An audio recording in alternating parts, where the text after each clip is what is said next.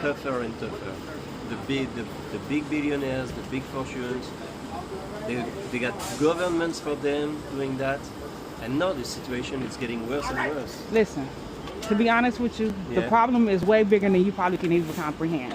Because to be honest with you, it's not even, the fight here is about democracy, period, versus authoritarian, period. That's the bigger picture. So while Americans trying to figure out democracy, Republican and all that, Democrat and all that stuff, the rest of the world, all the 180 other countries, they've already looked at America, watching and seeing, well, hey, every 4 years this changed, so it's not consistent. And with that being said, all these other countries are authoritarian, they're monarchs, they're generational. They could plant a seed and literally watch it grow under the same. Whereas in here we only have 4 years to either make it happen or not happen, 8 years of luck, whatever. But since what is in position right now doesn't even support the core of what America stands for, as long as that is what it is, it's going to be a problem. Because if you're over an idea in which you don't support, you can't do anything about it. That's like you being a supervisor over a position which you've never physically done. How can you supervise over something you've never physically done? It doesn't work that way. That's like being a teacher over a subject you have no intellect on. It does not work. As long as that is in office and that is making calls and plays and positions, that is a problem. And the reason that is allowed is because it's not about who you vote for, who you campaign.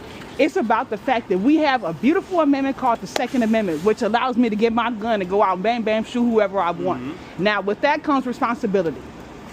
Now, you have a whole bunch of people who have their ideology, who have access to the guns, who believe in a person who may not tell the truth, who have access to the access codes, and who has the address for anybody that they don't like. So now you have the component of, if I don't like you, it doesn't matter what you vote for. If I don't like you, I can send somebody to your door with a gun to hurt you and those around you, regardless of anything else. As long as that's a real problem, and we've seen our judges have opened the door. Their family members have opened the door and been killed just because they are related to a judge.